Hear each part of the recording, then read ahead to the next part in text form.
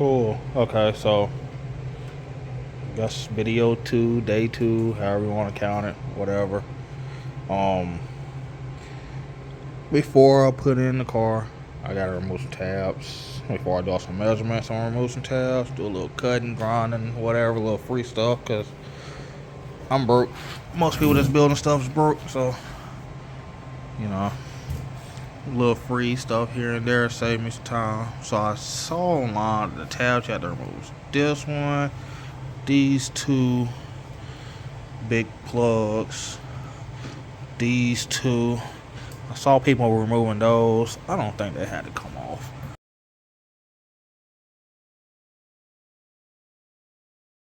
Um, those.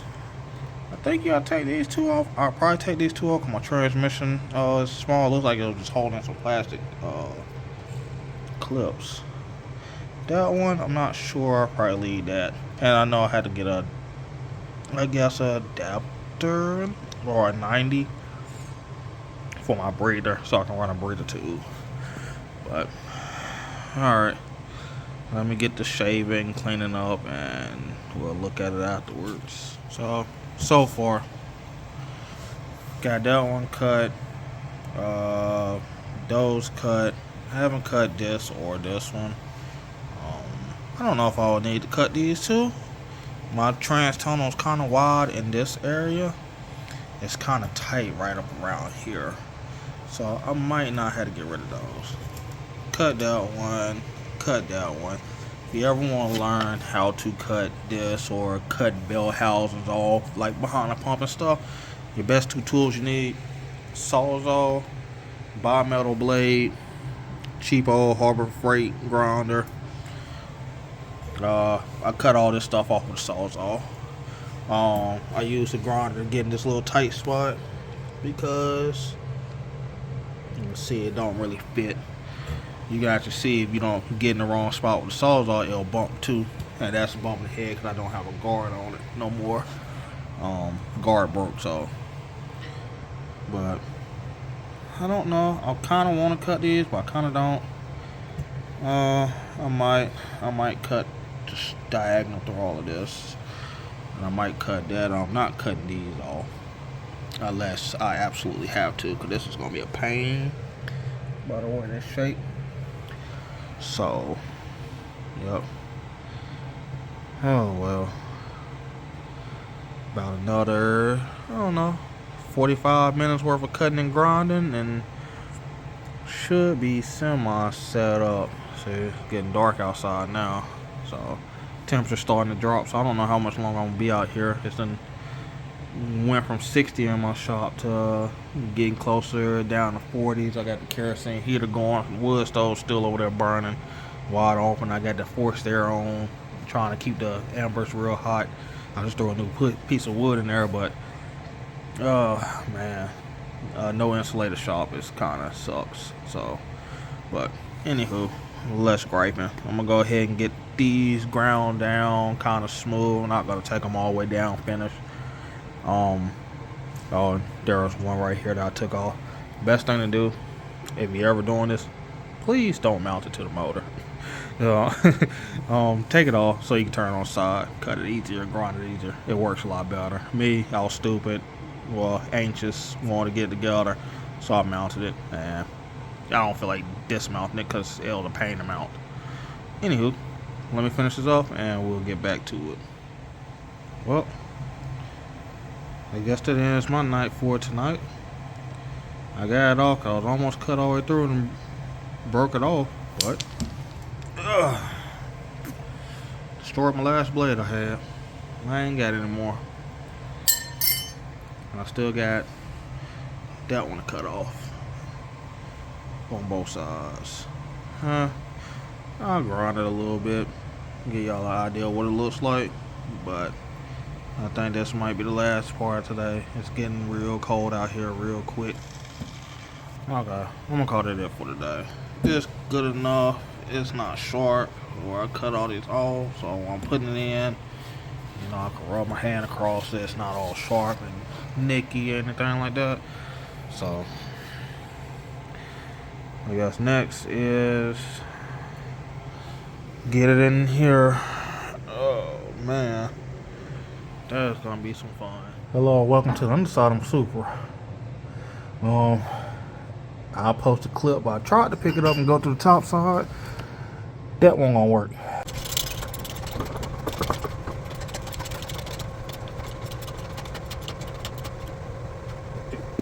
So I had to split it again, put it under the car, and go on the bottom side. And I've always showed you how hard it was to get on the jack. I probably wouldn't even be able to post a video, being honest with you, because there was a lot of bad words said, and that was not cool. So, yeah. Now I'm up under the car. Factory. Sorry, it's dark. I try to get as much light down here as I possibly can, but in a somewhat space, it is extremely tight. This is the first time I'm seeing it just like you. I could probably tilt it off to the left a little bit, but that is transmission kind of mounted in there. Ooh. It does take some persuasion. It does take a little bit of work. I even have a pole right here, and I had to hold the jack on my foot. Ooh. But yeah, somewhat in there. Now, what you have to do, which is what I did before, but I'll post that clip a little bit, is best thing to do is measure from, because Toyota, they have a slit, like some manufacturers. So I measure from that center hole of this clamshell to the face of my bell housing, and I need to measure from center hole of my mount to the back side of my bell housing, is where the face will sit. And I could take, since I know this is just a little bit movable, but the engine sits really nice right in this spot. Clear my subframe with my oil pan and everything, so I'm gonna try to keep it right here, unless it's way off. But I'm gonna take a measurement, and then we can see what we have from there. So with this center of this bolt, hard to tell, but it looks to be right at a little under 11, like 10 3/4, which is fine. I can't go forward, but if I had to come back, I can come back. Well, I can go this way, they'll slide this back. I can't send my motor forward, so I can go all the way out that way, but I can't come back less. Alright, now bell housing face. So it looks like I am falling about 10 3/4 instead of 11. So I have to go back with my transmission. So I'm probably going to have to get a hammer and beat all this. I might be able to slide back, so I might have to beat that. Just massage it a little bit. Actually look like I might could come over this way. Actually look like it's deeper down in there, which is kind of hard to see. But down where that on the inside, that's where it looks like it's hitting the transmission at. So maybe I had to knock some in there. Let me see if I can get my motor down to my motor slid forward 10 3/4. Y'all can stare at my crappy port job for right now. Alright, so if I go 180, I'm sorry for shaking the camera so much. So that's 11. With me going on the bolt, it's right at 10 3/4. This bolt itself is what, 1/4 inch, I believe. So yeah, so that bolt's a little bit bigger than quarters, 3/8. So I can knock this forward. What's half of 3/8? Well, I can knock it forward about an eighth of an inch.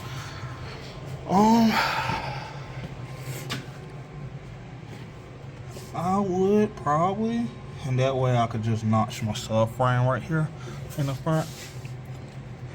I was gonna build a tubular subframe for this car, so I did have more room. Cause I was gonna do low mount twin turbos on this car, but I ended up changing my plan to go to a big single. So that might work. So I'm gonna move my mounts and I'm gonna see if I can slide the motor and drop it over in here, and I got enough room to actually put some bolts in, to be honest with you. So I will shoot you a video when I get back. Alright, well, that's not fun. This is how my motor sits up compared to my transmission. Yeah, it's going to go up a lot, or my motor's going to go down. What will be easier? Cutting that rubber to make the motor sit lower, or beating the whole transmission tunnel? Because what it looks like, I can't see. Let's see if I can get it. Okay. What it looks like is my trans hits right here. See if I can focus. In the tunnel. And that's where my shifter goes, the end of the drive shaft. Like it hits there on this side. Looks like it can slide over this way, but it hits here where my mount goes. So it's not really too much of a slide it can do, because I don't want to remake all of this. Okay.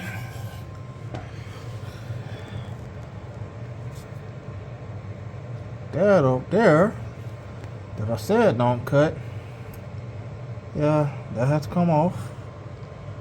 That outer piece also said don't cut, that's gotta come off.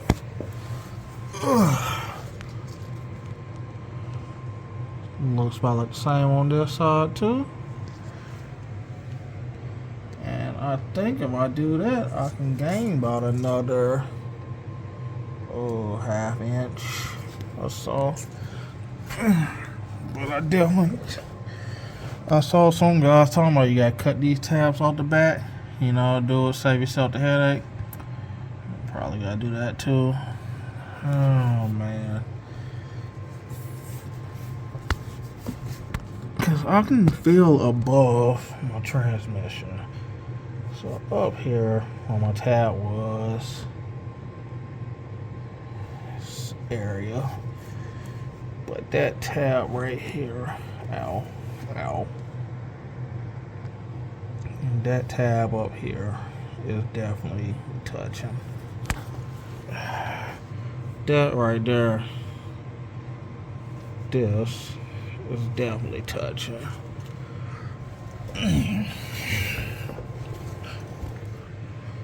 That on that side, passenger side, super touching. That's also touching too. And then I might have to beat the floor just a hair. See if I can get my camera in there to see good. I can't see from where I'm at. I don't know. But all in all, it's gotta come back out. Dang. Well, crap. Ola. You know what I said? Do it all, don't have to do it again. I was gonna bite you in the butt. I gotta drop this trans, do it all over again. Cause this thing is not light. And for a better view, back so down here. That's how much difference I have between that hole, that hole. So that's how much my transmission has to come up. Well, my engine has to come down.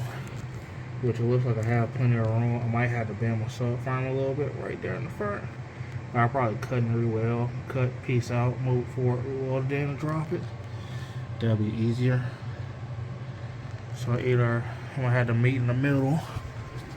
I'm gonna have to see how high I can make my engine come up. I mean my transmission come up, my bad. And I'm gonna have to see how far I can drop my engine down. Because I'm fully set down there. But I think I have a lot more amount than I need. But still I had to keep room to stick my manifolds through here. Because I got turbo manifolds that come all the way up to the front. Because the alternator's going to sit right there. And it was pretty tight last time I had it on here.